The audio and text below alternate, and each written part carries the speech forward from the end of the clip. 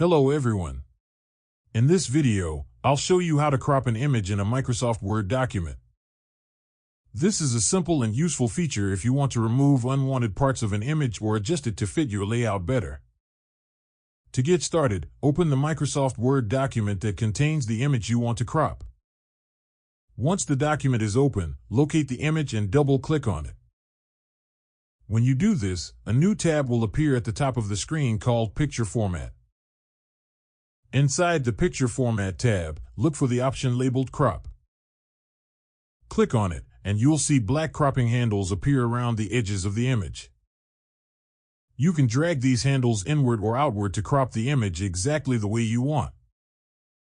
After you finish adjusting the crop area, simply click anywhere outside the image. Microsoft Word will apply the crop automatically, and your image will now be updated based on your changes.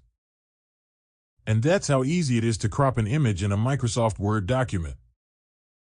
If you think this video is helpful, leave a comment, hit like, subscribe to our channel, and hit the notification bell.